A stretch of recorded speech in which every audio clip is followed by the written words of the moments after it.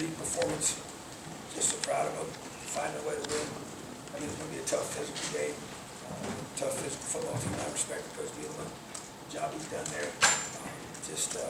Long and athletic, and got a lot of things to work on. There's no doubt about it. But there's a lot of power in finding a way to win a game like that. There's a lot of so many positives that it creates in your team and belief. And what we've been through the whole past year, trying to get the Big Ten win, our first one, it's just massive. I can't put enough words in how important this game was, how important it was to find a way to win. To go 80 yards with no timeouts, and Connor Bazelak was awesome. So through for 330, I guess the numbers show. So just we're just going to get better. We're going to get a lot better. So proud of the grit of our defense. That goal line stand was special. Tony Jones, I can't say enough things about that young man. He's the heart and soul of this team. I knew it. Went into the game, and it showed during the game. He got injured. I still don't even know the severity of it yet, but he just gritted right through it. He wasn't going to come off that field, and he didn't just go out there. He went out there and made plays after he got injured. So, but just so much respect for him as a person, as a player. And I can go on about this team. But this team got character. This team got toughness. This team got grit. We've got to get a whole lot better 1 week at a time. Questions? Zach. Hey, Coach. You mentioned that last drive. Obviously, Connor had some inconsistencies, but really, pretty good all night. Cam Camper was fantastic. DJ Matthews came up big just to play those guys. And I mean, I guess kind of what you see from Connor on the sideline. I mean, he seemed like he wasn't rattled at all, and ready to go for that last drive. That's the way he always is. So that was one of the variables that stuck out to me since he's been here. And since he is, so he's just extremely poised. And, like I said, it showed in that moment when you have to be under complete composure and find those open receivers and be accurate. And I thought he was accurate most of the night. I watched the film, obviously, but that one pick should have been a catch, the tip ball. So, just thought that he just slid in the pocket a little bit, used his legs a little bit, get some key first downs, extend some plays a little bit, and just did what we needed to do. Bottom line is, last time I checked, we got more points than they do, so that's the most. There we go. Zach and Dustin. I know that generally you've always talked about being sort of day-to-day, hands-off the offense, let coordinators and position coaches sort of manage things, but in that moment, before that drive, did you step in and say anything to them? Did you want to step in and say anything to them just before that last drive, or was that something where you still want to step back, you want to let, whether it's a coordinator, a coach, or maybe Connor Bazelak, kind of lead that, I guess, that ball? Yeah, I just tell them one thing, go score. I didn't tell them how to go do it. They know what we need to do. We said, guys, we got to get a touchdown. We got 80 yards to go. We got no timeouts. What we did talk about, though, at the end, based on how many times I was on the headsets with the offensive staff talking about, based on when we scored, the point differential there, about how we would handle whether we go for two or go for an extra point because of the whole threat of getting it blocked and run, just all those dynamics you go through based on every time. So we talked about that, but no, I don't. I'm not a micromanager as a coach. I never have been. I never will be. And you hire coordinators, you let them coach, and obviously with myself involved in the defense like I am now, that's really going to be even more so. But at the same time, I didn't do it even in the past. Obviously, I know what they're doing, but especially in those moments, you got to be able to think. You can't have somebody in your ear telling you what to do. And you hire somebody and you trust them. That's what you got to do. So I mean, I don't like somebody telling me, hey, run this, do this, do that. And so you have a flow, you have a reason for doing things. And so, no, I was not in their ear about that. I am on the offensive side of the headsets when they're on the field. Majority of the time, yes. And we're talking about clock management, things like that, use of timeouts. So we got a guy in the box that helps. He's telling me when to call timeout and those different things, and what we got to do is make certain decisions. So we're pretty systematic about that. But the bottom line is that I hire coordinators to call plays that have that role, and that's what they're assigned to do, and that's what they do. And I want to give that authority and that power to do so. Dustin and Jim. Tom, obviously you talked about things that have to be worked on. I imagine offensive line's got to be high up there. I think 32 yards on 26 carries. Connor was only sacked once, but he had some pressure. What did you, obviously it's early at this point, but what did you see there? What concerned you there? Yeah, I think they have a really good front, and they play a lot of bear type defense. It's really just stacked to stop the run, and then they play man behind it, try to really make it hard to do those kind of things. And so obviously we can maybe pay for that with their passing game. But yeah, we got to work on that. There's no doubt about it. And we'll get a lot better. We got to get Matt Bedford healthy, find out what his status is. But yeah, not good enough to win games consistently. But you know what? We won this game. So that's what we tried to do, is win the first one, and then we just keep getting better every week. And then Sam. Tom, you already used words like massive and huge on this win, and coming off of last year and being in your sixth year here, and what lies after this.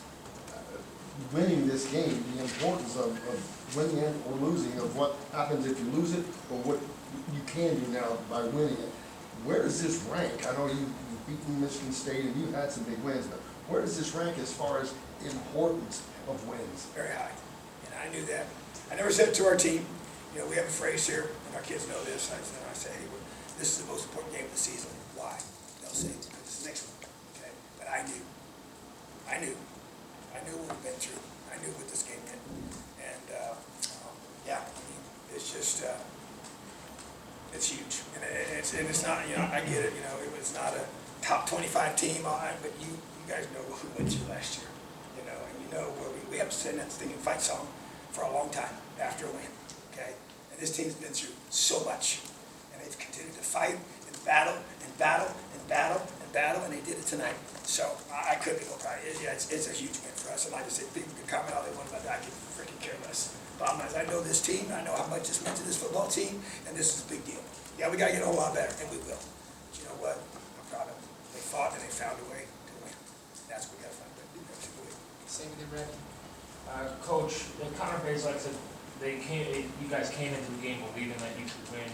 After going through last year and then falling behind and having the second half you did, was there somebody who stepped up and a player who had a message? I know it looked like Cam Jones spoke to the whole team between the third and fourth quarters.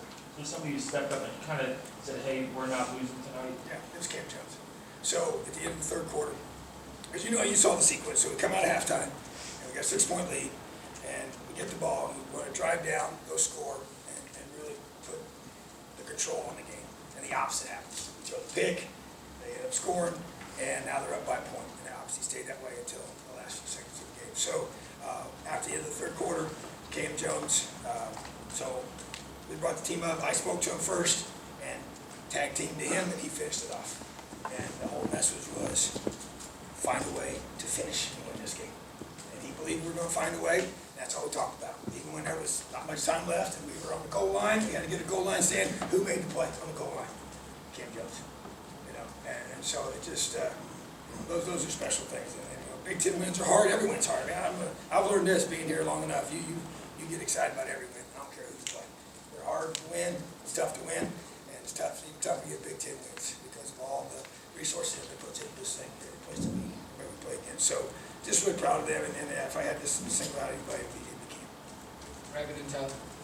Coach, you mentioned the struggles that you had during the game, but your guys were able to make plays on that last drive. Why? Why were they able to come up with a game-winning drive there in the last 2 minutes? Yeah, you know, I think Fish asked me this question at the press conference on Monday about how do you know about the character of your team or just what your team is about, you know, and do you really know yet? And you know, you don't really know for sure. I think the games reveal all that stuff, but I had a gut feel that this is who we are, just from the workouts, just from the Sunday morning meeting after the Purdue game a year ago.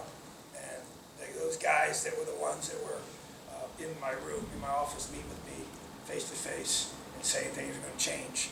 They're the guys out there today making plays at the end. And that's what makes it special. And so I think that to me, so we had a guest speaker a few weeks ago, and he made this statement. He said, greatness leaves clues. And I wrote that down when he was speaking, and then I actually said it to our guys and started talking about the clues I think this team has left to me and why I felt like we have a chance to be special as a team. And like I said, I know we got a lot of work to do, but when I mean special, I mean a team that has an unbelievable grit and fight to find a way to finish. That's what it takes to be great in this life, is to have, you know, perseverance and passion towards a long-term goal. And so to me, that's what this team displayed to me, and you rely on your leaders for that, you know, and you train them for these moments. And we have an amazing strength staff, and we talk about our conditioning and winning the fourth quarter. We made a huge deal about that and how we're going to play on offense, how we're going to play on defense. We're going to play a whole bunch of guys on defense, which we did, and we didn't do a good enough job of stopping the run consistently. But we got 3 takeaways, and we had team a chance to win. So, and then our offense, just like we did a couple years ago, you know, it might have not been pretty during in between, but boy, we found a way to finish the game off, you know, a couple years ago here on this field, and this time we did it with some fans watching in person, which is pretty cool. So, but so that to me is a great thing to have those qualities. And like I said, I can talk about it. They got to go experience it. They just did tonight, which is pretty awesome. All right, two more, Tyler, and then Jeff. Coach, you talk about the defense getting back to what they did in 2020, and I guess more specifically with the takeaways. I guess was what the defense did today what you envision and what you want the defense to look like? Partly, you know, the takeaways, we actually dropped what we should have had. And then there was a fumble that I can't believe I could have got, you know, from the sideline, I thought. So, but it's laying there forever. And so, but, so we should have had more takeaways. But in this game, the way it's played today, they're going to get yards, okay? You got to limit them from scoring touchdowns. You got to get takeaways. That's what we did tonight. You know, you hold a team to 20 points or less in this day and age of football. It's pretty good. You know, you're going to be one of the top defenses in the country. So, but still, much to work on. But you know, I'm proud of some things about it. Saw some signs of it. Not nearly close to being satisfied with it, but a good starting point. Because once again, this is the other thing too. You know, with all the injuries that we had a year ago, we were really, really careful in how we practiced. To the point where I was a little concerned about going into the game playing, you know, 80, 90 snaps of live tackle. We've never done that the whole time. We tried to keep our guys healthy. We went live for sure. We did tackle, but it was we're just trying to find ways to do that both in the spring and in the fall. And so we tackled less live than I've ever in the history of my coaching career in the last two, you know, during fall camp and during spring football. But at the same time, you know, we just got to continue to build off of that. So, but I also think this: Chase Brown's a really good running back. I mean, he is flat out. He is put together. He is quick. He is explosive, and he's one of the top. I think he's one of the top running backs in the Big Ten, without question. So, you know, we didn't tackle him very good. And the number one is the jitters we're going to see. You know, so he's a really talented receiver. That's a great guy with the ball in his hand. So I thought we missed too many tackles, and I didn't like how we stopped the run. You know, from goal line to goal line, but we did what we needed to. Jack, last one. Tom, you talked a lot this offseason about the need to add explosive playmakers on offense. Cam Camper obviously had a big game tonight. Just how impressive is that for you for a guy to make the jump from junior college to now Big Ten football, making big plays on that final drive, and then also getting DJ back from injury last year? It's impressive. We had two guys over 100 yards for the first time in a while. What's the stat on that? We don't have that. Figure that out there. So, but you know, Cam Camper to me is a great story. Came out of high school and was really small. He had a huge growth spurt, both in weight and in his height, and kind of became a different kid. Was not highly recruited. But when I put his film in from the junior college, I was like, how's this kid not a guy that everybody's trying to get? You know, and so we got to know him, loved him as a person. That was a great fit for us, and I know I've talked about him, but you know, I'm not shocked by tonight. Really not. I thought he was special in practice, and I know DJ is getting healthy, getting back. You know, so but we got I think we got several others too that have a chance to be really, really good. So that's just gonna take some time, but that time will come. You can see we got a talented quarterback that can get him the football. He's got to keep getting better in the run game and get better up front. We will, and it's proud of Cam and proud of DJ. What a story! That guy's been through a lot. Close to just kind of deciding it wasn't worth it anymore. But he and I spent a lot of time together.